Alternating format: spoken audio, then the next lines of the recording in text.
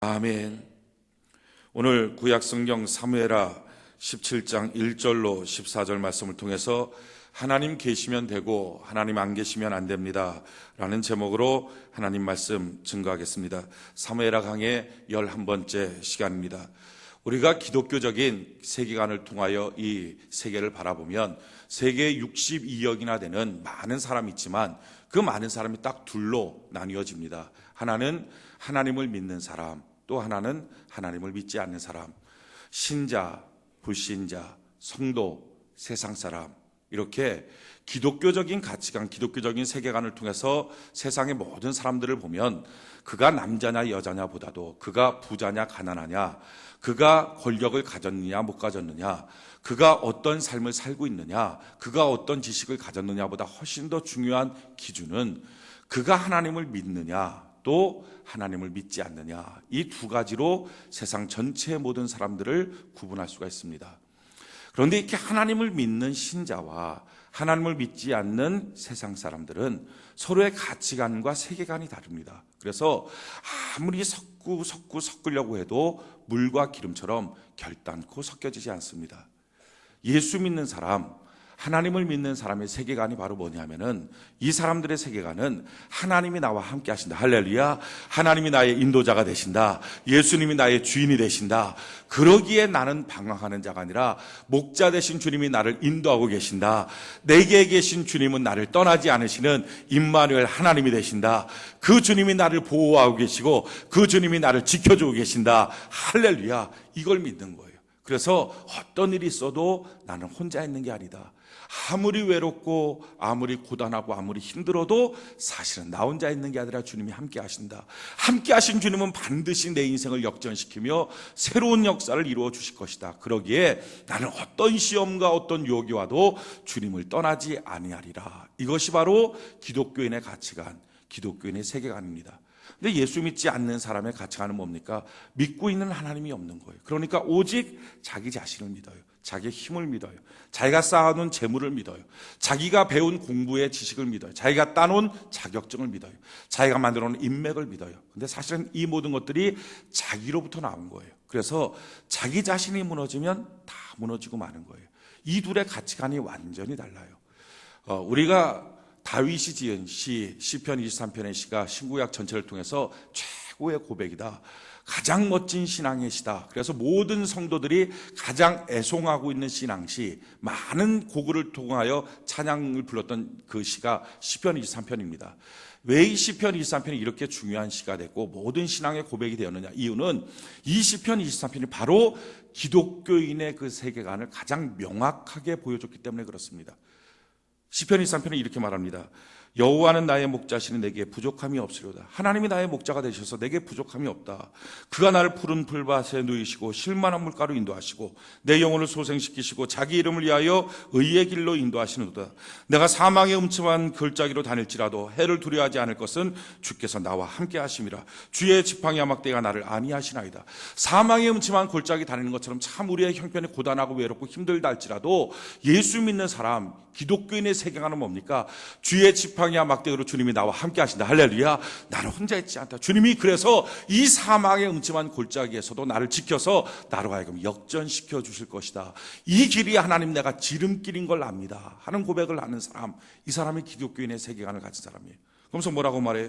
주께서 내 원수의 목전에서 내게 상을 차려주시고 내게 원수의 도전들이 있다 할지라도 우리 하나님은 내게 상을 차려서 나의 기운을 복돋아 주시고 기름을 내 머리에 부으셨으니 내 잔이 넘치나이다. 내가 상처 입고 아플 때 혼자 내버려 두는 게 아니라 성령의 기름을 부어서 내 마음을 위로하시고 나와 함께 하십니다. 그러면서 뭐라고 말합니까? 내 평생의 선하심과 인자하심이 반드시 나를 따르리니. 하나님이 함께 하시기 때문에 반드시 하나님의 선하심과 인자하심이 나와 함께하는 줄로 믿습니다.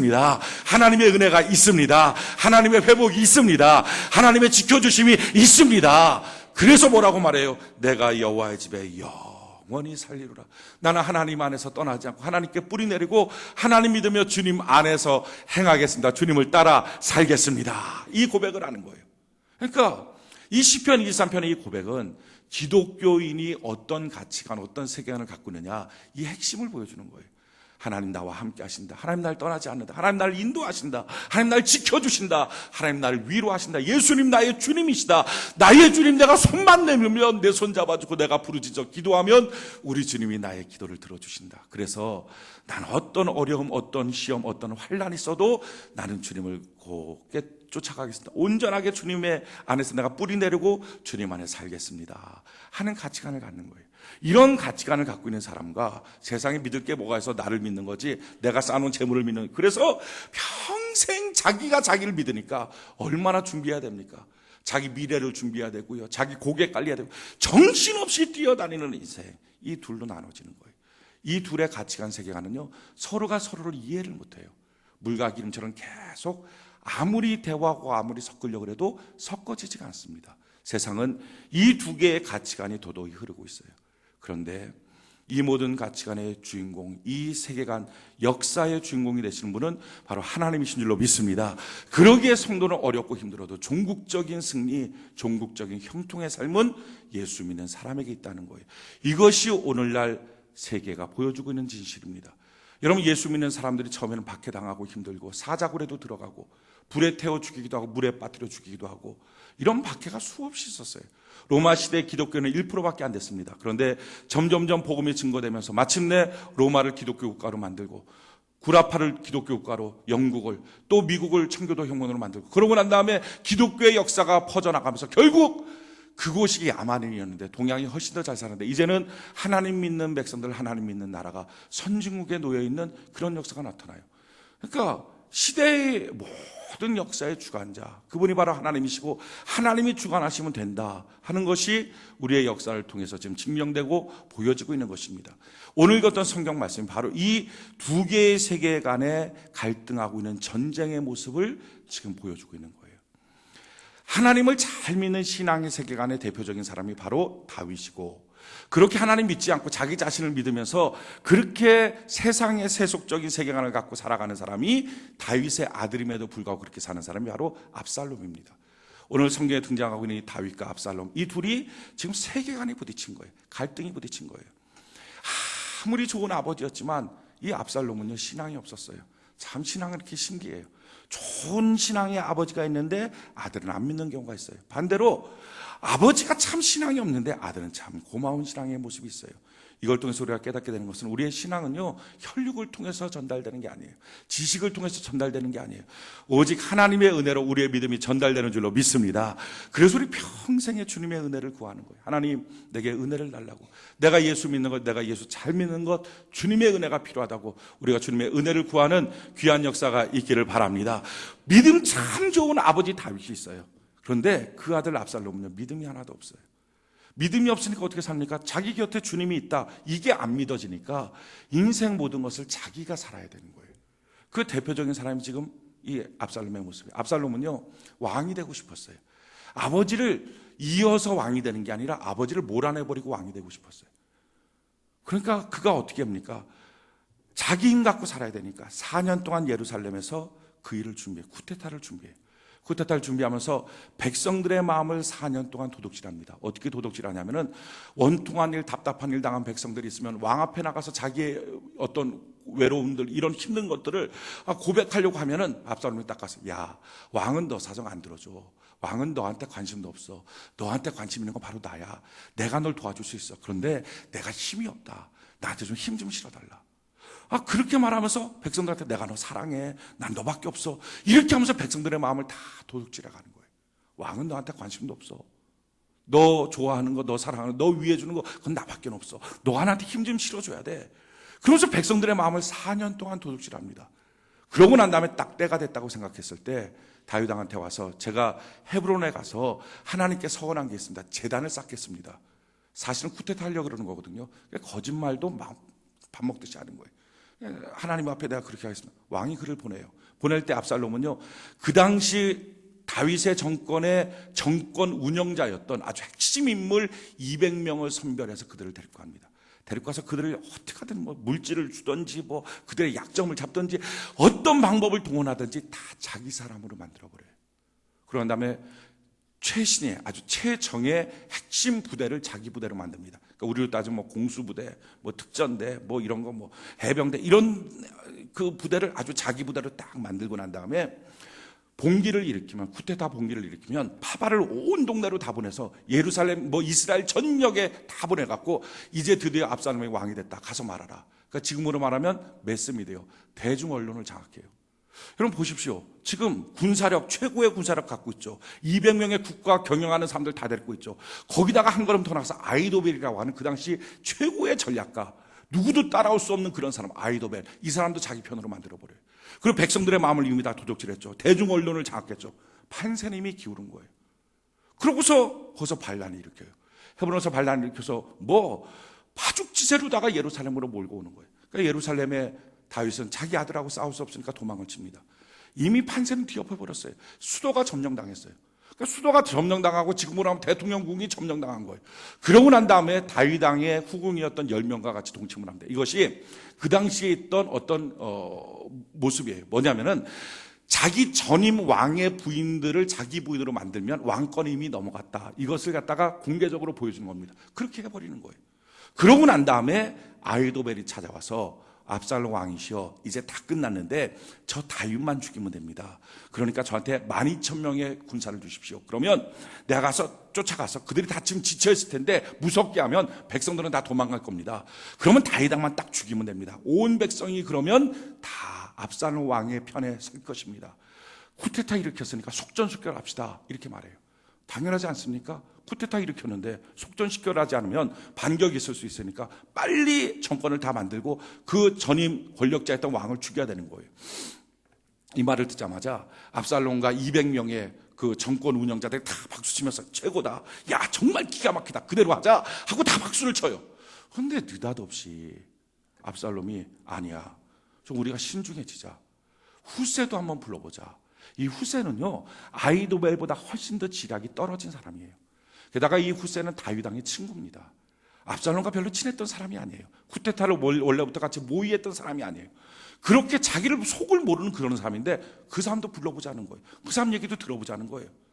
후세가 왔어요. 압살롬이 말합니다. 지금 아이도벨이 이렇게 12,000명 달라 그런다, 속전속결하자 그런다, 너 생각은 어떠냐? 그 말을 딱 듣자마자 후세는 소름이 쫙 끼치는 거예요. 야, 이 전략대로 했다가는 다윗 왕은 끝난다, 죽는다. 잠깐 기도하고 난 다음에 압살롬한테 이렇게 말해요.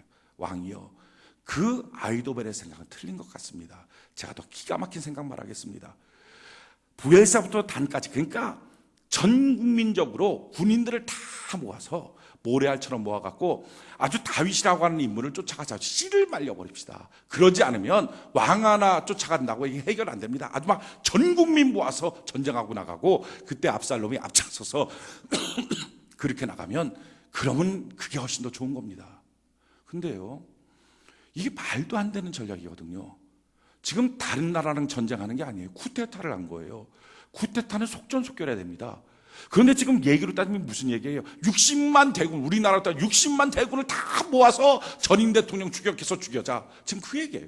여러분, 어느 쿠데타가 60만 대군 모아서 쿠데타하는 게 어디 있습니까? 해병대 좀 일으키고 공수부대 일으키고 몇 개 수도에 있는 부대 일으켜서 쿠데타하고 뒤집어 엎어야지 어떻게 전국적인 군사를 다 모읍니까? 모으려고 하면 시간이 걸리잖아요.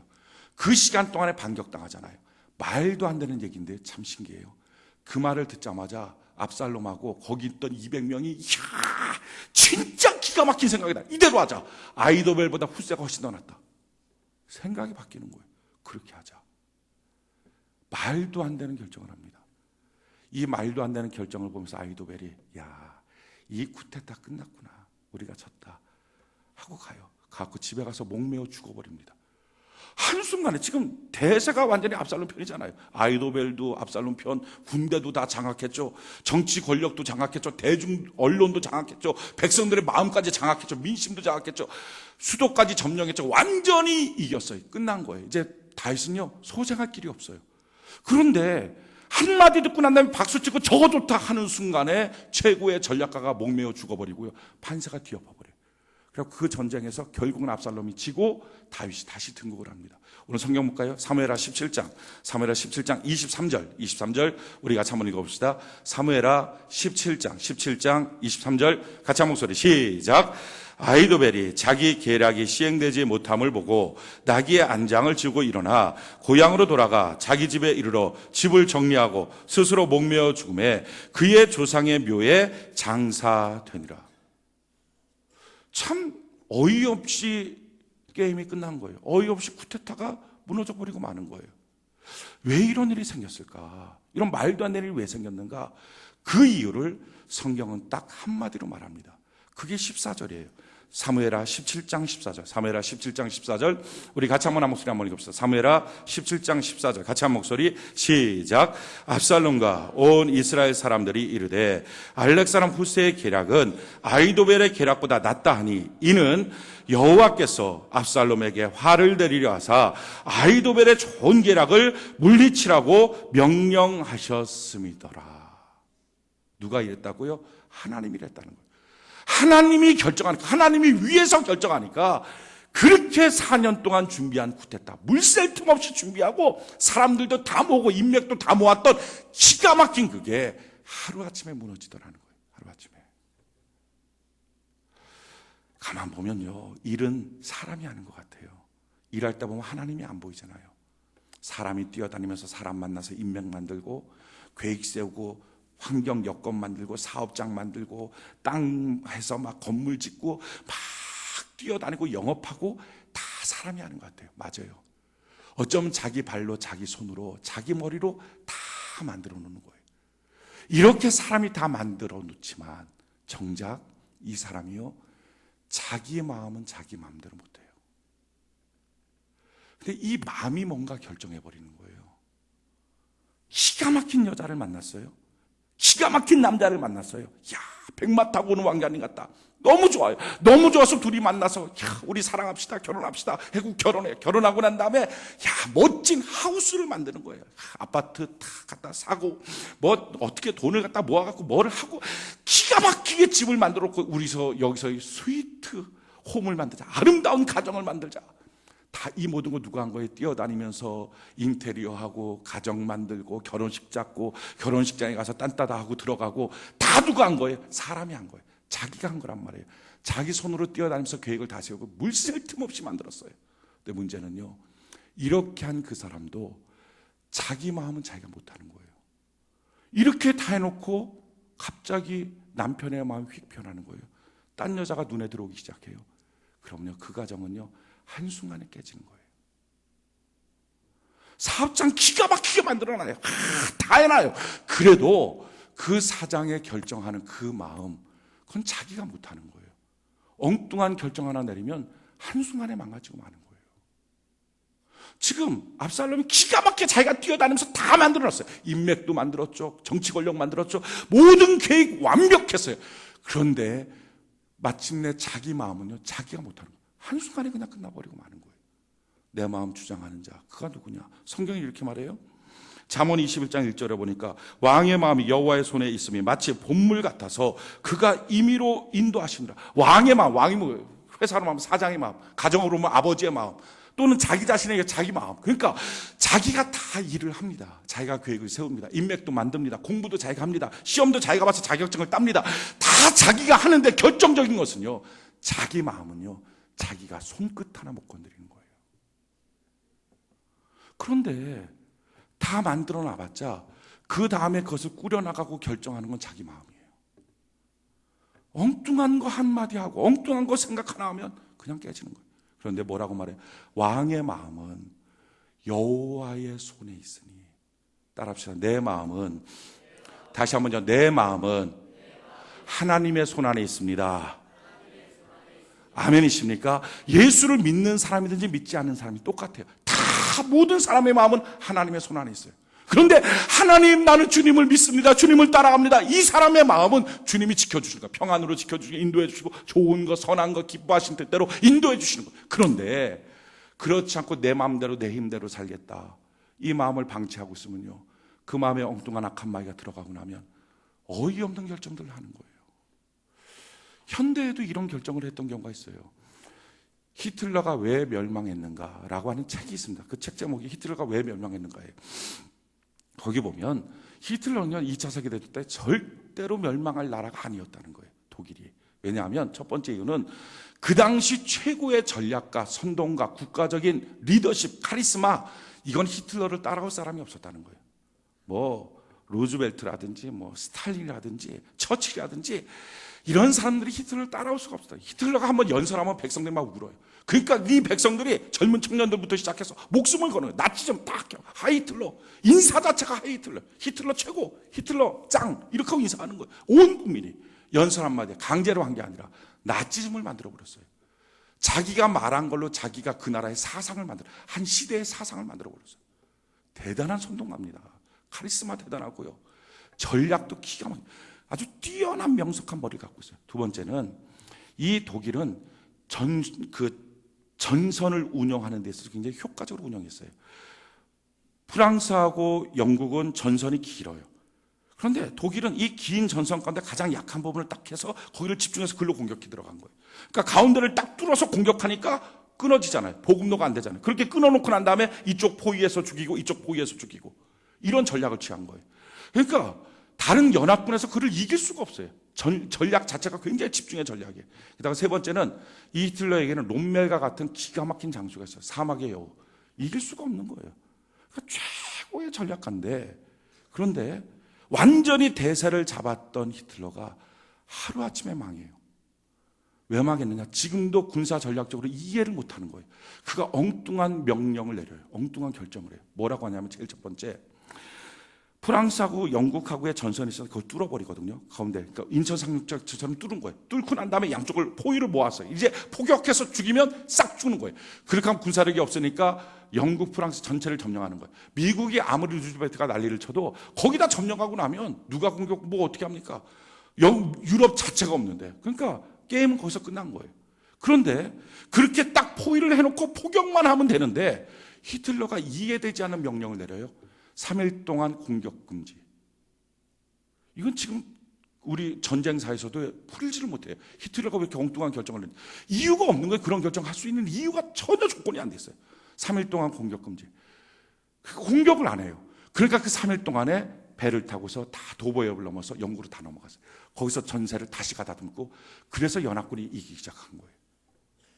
놀라운 사실은요, 이 3일 동안, 그리고 그 전 일주일 동안, 포위당했다는 일주일, 그리고 공격이 금지되는 이 3일 동안, 열흘 동안 영국의 모든 교회가 종을 치고 성도들이 다 예배당으로 모였어요. 전쟁 때인데 피난 안 가고 예배당에 모여서 하나님 앞에 기도했어요. 하나님, 포위당한 우리 백성들을 돌려주세요.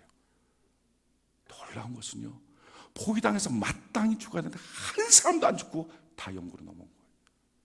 전세가 완전히 뒤바뀌었어요. 그 다음에 또 한 가지, 히틀러가 엉뚱한 결정을 내린 게 뭐냐면, 그 당시에 그 독일의 군사적인 기술이, 군사과학적 기술이 훨씬 더 탁월했었거든요, 연합군보다. 그 대표적인 얘기가 잠수함이에요. 유보트 잠수함, 우리가 아는 유보트 잠수함. 이게 바닷속에 다니면서 미국에서부터 무슨 수송물자 오면 다 포기해버려요. 그러니까 해결이 안 되는 거예요.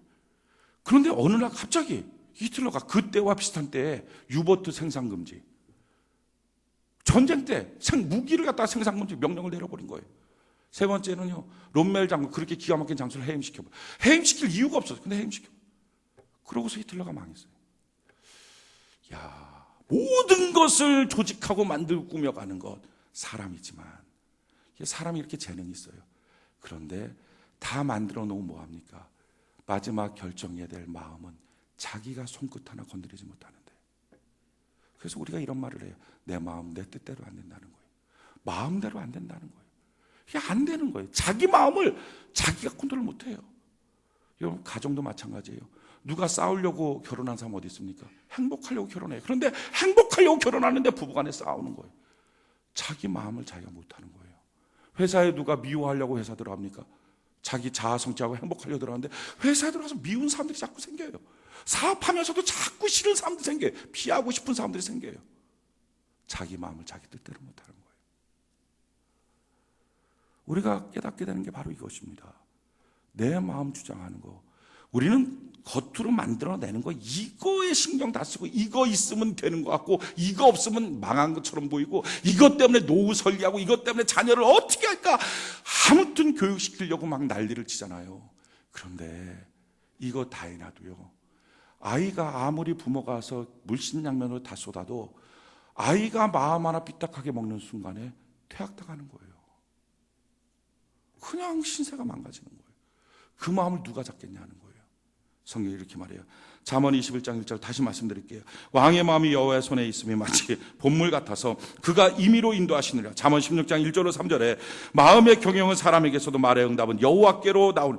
마음의 경영, 내 마음을 막 이렇게 하고 싶어도 이 마음 결정은 여호와께서 하는 것이다. 사람의 행위가 자기 보기에는 모두 깨끗하여도 여호와는 심령을 감찰하시느니라. 너의 행사를 여호와께 맡기라. 그리하면 내가 경영하는 것이 이루어지리라. 내가 지금 헤매고 일하고 하는 거 그게 100%가 아니에요.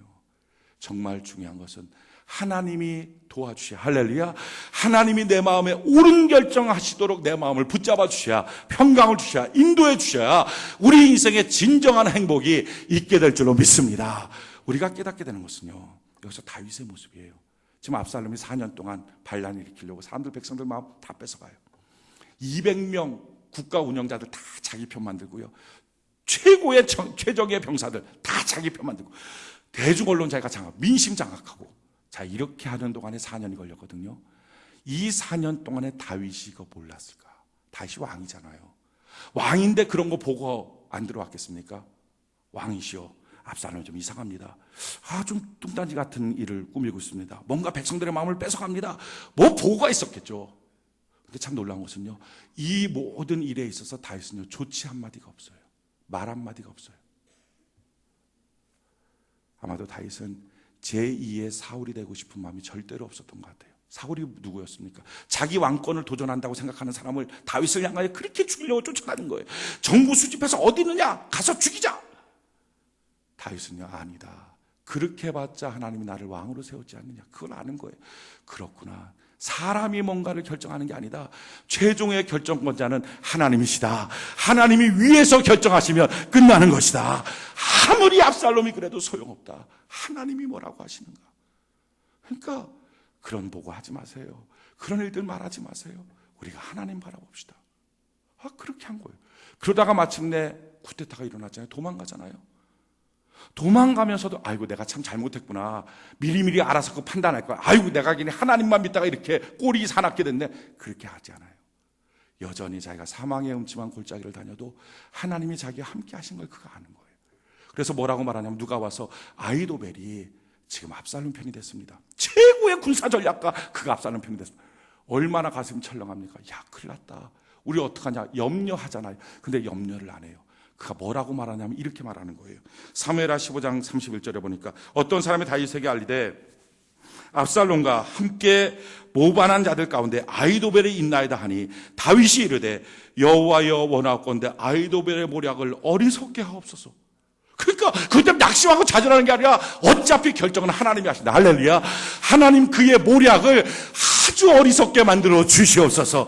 지혜로운 게 아니에요. 하나님이 어떻게 인도하시냐가 결정이에요.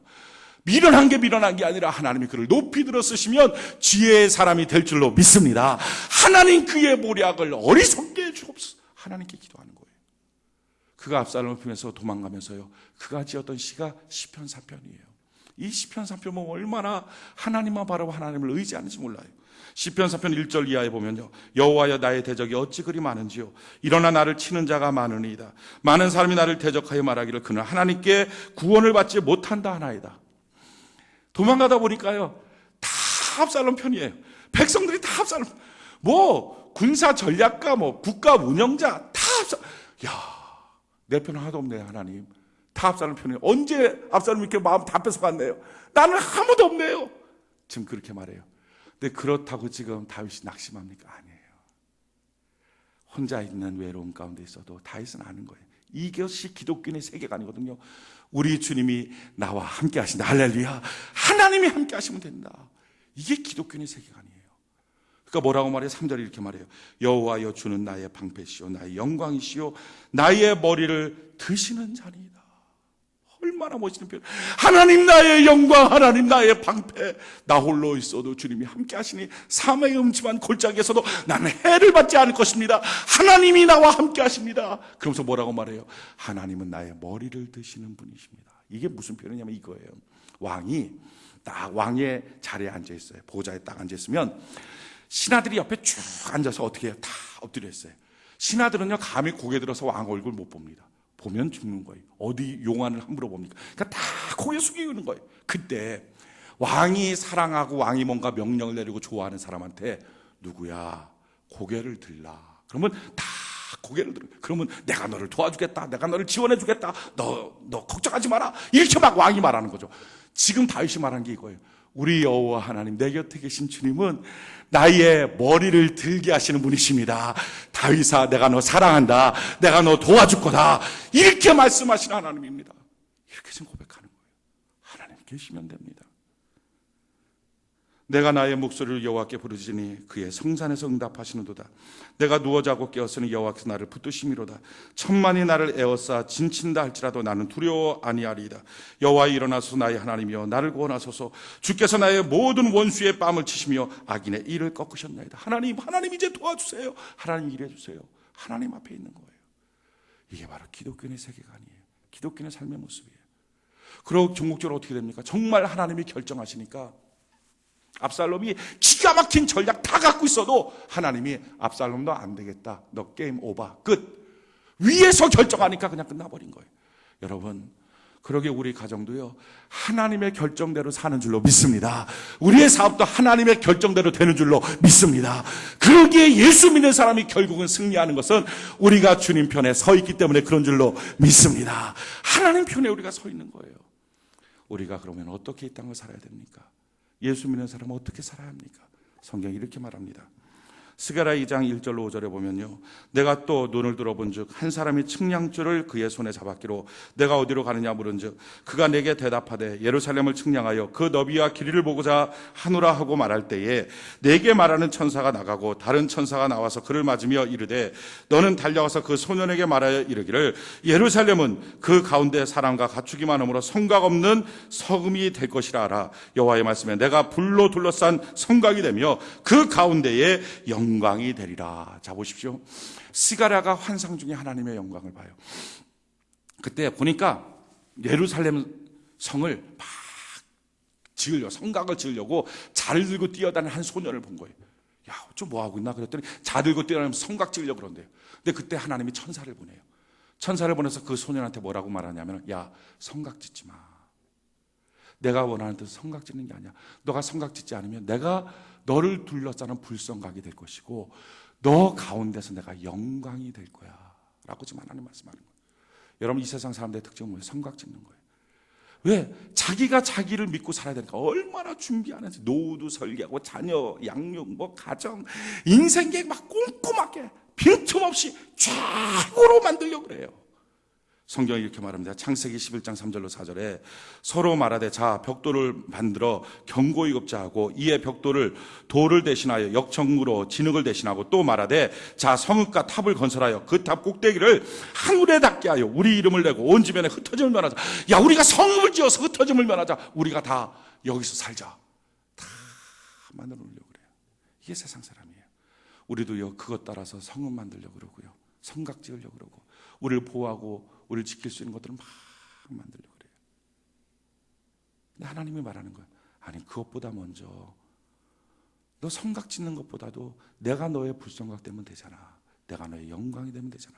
이 영광이라는 단어가요, 히브리어로 카보드입니다. 이 카보드란 말의 뜻이 무게예요, 무게. 내 주변에 하나님이 불성각이 되어 주었다라고 하는 말이 무엇으로 증명되냐면은 내게 주님의 영광이 임하는데 그 영광이 바로 무게예요. 하나님의 무게.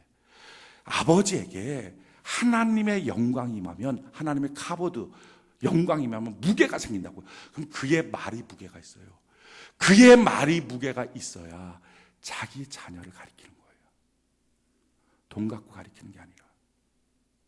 사장도요, 하나님의 영광이 임하면 하나님의 무게가 생겨요. 그러면 그 무게를 갖고 사원들을 운영하고 사람들을 만나서 오더를 딸 때, 고객들을 만날 때 그가 하는 말이 무게가 생기는 거예요. 교회 사역도 무게가, 하나님의 영광이면 무게. 그게 바로 불성각 되어주겠다. 사랑하는 성도 여러분, 우리가 이 땅을 살면서 준비해야 되죠. 그렇다고 준비하지 말자는 얘기가 아니에요. 자녀를 위해서 잘 양육해야 됩니다. 또 노후 설계도 해야 되겠죠. 여러분들의 인생의 계획도 잘 꾸며나가고, 사업하는 사람들은 아주 지혜롭게 사업을 잘할 수 있도록 여기저기 다니면서 잘해야 됩니다. 직장 생활도 성실하게 해야 됩니다. 그러나 그 모든 것들을 했다 할지라도 내가 하나님과의 관계가 어긋나 있다면, 내 마음의 조종자가 하나님이신데 우리 인생은 헛수고일 수 있다는 거예요. 여호와가 함께하지 않으면 집을 세우는 자의 수고가 같다고 파수꾼의 경성함이 허사다. 내가 지금 하나님과의 관계가 어떠냐는 거예요. 그러기에 우리 인생에 자기 자신을 위해서 준비하려고 하는 많은 것들 가운데 10분의 1만 주님만을 향하는 마음으로 믿음을 한번 개선해 보면, 믿음을 한번 수선해 보면, 내 영혼의 상태를 한번 수선해 보면 이것이 훨씬 더 귀한 인생의 미래를 예비하는 것이 된다는 거예요. 여러분, 다른 사람만큼 준비가 안 됐다 할지라도, 다른 사람만큼 태세가 갖춰 있지 않다 할지라도 하나님이 우리와 함께 하시면 종국적으로 하나님이 결정하는 모든 것대로 해결되게 될 줄로 믿습니다. 그러기에 하나님 바라보고요, 안심하고 두려워하지 않는 거예요. 겁내지 않는 거예요. 사랑하는 성도 여러분, 우리는요 세상 사람처럼 세상 못 삽니다. 7일 있는데 일주일, 우리는 7일 중에 하루 띄워놓고 주일 성수하잖아요. 하루는 못 써요. 6일만 쓰는 거예요. 우리는 열이 있으면 11조 드리잖아요. 거기다가 뭐 주정금, 건축헌금, 감사금 드리면 한 10에 2조, 10에 3조. 저 같은 경우 10에 한 3조 정도 드리고 있는데, 그러니까 7밖에 못 쓰는 거예요. 나머지 못 쓰는 거예요. 게다가 우리가 사업하고 뭐 장사하고 이러려고 그러면 거짓말 못 하잖아요. 거짓말하면 양심 자꾸 걸리니까 말씀 들은 게 생각나고 거짓말 못. 그 세상 사람처럼 못 해요. 불리해요. 불리한 우리가 어떻게 세상 사람과 경쟁해서 똑같이 승리하고 이길 수 있습니까? 처음부터 안 되는 거예요. 이러니까 안 되다 보니까 살면서 안 되는구나. 그러다 보니까 자기도 모르는 사이에 주일 성수를 안 해버려요. 똑같이 경쟁했다. 11조 안 해버려요. 그냥 막 신앙이 있는 점지 막 그렇게 그냥 양심 팔아먹고 살아요. 그래도 안 되는 게 자기 안에 그렇게 살다 보면요, 죄책감이 드는 거예요. 아유, 내가 어떻게 이렇게 살고 있나. 안 되는 거예요. 우리는 세상 사람처럼 못 살아요. 왜? 가치관, 세계관이 다르니까. 그럼에도 불구하고 예수 믿는 사람이 형통하고 승리하는 삶을 사는 이유는요, 우리 곁에 계신 주님이 계신 줄로 믿습니다. 그 주님이 우리를 도와주시고, 그 주님이 우리를 인도하시고, 가장 선한 하나님의 기뻐하시고 온전하신 계획, 하나님의 뜻대로 결정할 수 있도록 하나님이 우리 마음을 주장하여 주시게 될 줄로 믿습니다. 그래서 그 하나님 때문에 우리 인생은 멋지게 사는 거예요. 안심하며 사는 거예요. 갖추어져서 사는 게 아니라, 성각 지어놔서 안심이 아니라, 설사 못 지어도 하나님이 불성각 되시니까. 그러기에 사랑하는 성도 여러분, 우리가 지금 11개월 살았고 앞으로도 계속 주님 안에서 우리 살아야 됩니다. 이제 우리가 살아갈 때 정말 필요한 게 뭡니까? 올 11개월 동안 성각 못 지어서 혹시 그것 때문에 안 달라고 힘들어합니까? 내가 이거 준비해야 되는데, 이런 인맥 쌓아야 되는데, 이런 사람 만나야 되는데, 이런 실력을 갖춰야 되는데 이거 못했다고 그래서 내 인생 실패할 것처럼 그래서 낙심하십니까? 아니요. 성공과 실패는 하나님의 손에 달려있는 줄로 믿습니다. 그러기에 하나님과의 관계를 한번 살펴보세요. 기독교의 능력은 뭐예요? 그것은 성각이 있는 게 아니라 여호와 하나님과의 친밀함이에요. 내가 오늘 주님 앞에 손들면 주님은 달려와서 내 손 잡아주실까? 내가 주님 앞에 지금 이 시간 기도하면 주님은 내 기도 우선적으로 들어주실까? 나는 주님과 그렇게 친밀한 가운데 있는가? 성경은요 정확하게 말하는 거예요. 영혼이 잘됨 같이 범사들로 강건해. 영혼이 잘되는 만큼 그처럼 범사와 강건함이 있다. 오늘 우리가 정말 필요한 게 뭡니까? 우리가 정말 개선해야 될 게 뭐예요? 수선해야 될 게 뭡니까? 성각이 아니라 사실 우리의 마음이고요, 내 마음에 계신 주님이고요, 내가 주님을 향한 믿음과 신앙, 주님께 받은 은혜의 확실성, 이게 오늘 우리가 지금 점검해야 될 것입니다. 오늘 이것을 한번 점검해 보세요. 이게 기독교의 강점이에요. 예수 믿는 사람의 강점은 세상 사람보다도 복을 더 많이 받아서 성각을 더 높이 쌓는 게 아니라, 아무리 높이 쌓으면 뭐합니까? 그것보다 더 큰 부대가 와서 무너뜨리면 무너질 거를. 예수 믿는 사람의 강점은 세상 사람들보다 하나님의 복을 받아서 돈을 더 훨씬 더 많이 버는 게 아니라, 예수 믿는 사람의 강점은 시험 봤는데 모르는 것까지 찍어냈는데 다 맞아서 막 합격하고, 이게 아니라 예수 믿는 사람의 강점은 막 그냥 쭉쭉 올라가고 이런 게 아니라, 진짜 예수 믿는 사람의 강점은요, 그 그를 떠나지 않는 하나님, 할렐루야. 그 하나님이 함께하는 거, 이게 강점이에요. 그러면 그가 푸른 초장도 괜찮고 실만한 물가도 괜찮고 사망의 음침한 골짜기도 괜찮고 적군들 앞에 서 있어도 괜찮은 거예요. 전천후 인생이 되는 거예요. 오늘 나는 하나님과 그런 교제권이 있는가? 이제 11개월을 마지막으로 지면서 하나님, 내가 하나님과의 깊은 친밀한 교제권에 있도록 하나님 나를 도와 주시옵소서. 우리 이렇게 간절히 기도하고 이 관계가 무너졌다면 하나님은 나한테 등 돌린 적이 한 번도 없어요. 하나님은 한 번도 내 손을 안 잡아보려고 했던 적이 없어요. 오직 내가 하나님 앞에 범죄한 죄악 때문에 죄의 담이 하나님과 나와의 관계를 무너뜨린 거예요. 오늘 죄의 담이 있으면 주님 앞에 회개하고 우리의 믿음을, 우리의 신앙을 수선할 수 있는 은혜가 있기를 예수님 이름으로 축원해 드립니다. 하나님 계시면 되고 하나님 안 계시면 안 됩니다. 기독교의 최고의 강점은 내 손에 무엇인가를 쥔 게 아니라 하나님의 은혜로, 하나님의 도우심으로 내 손에 큰 복을 붙잡고 있는 게 아니라 언제든지 복 주실 수 있는 하나님 손을 붙잡는 것이 기독교인의 강점인 줄로 믿습니다.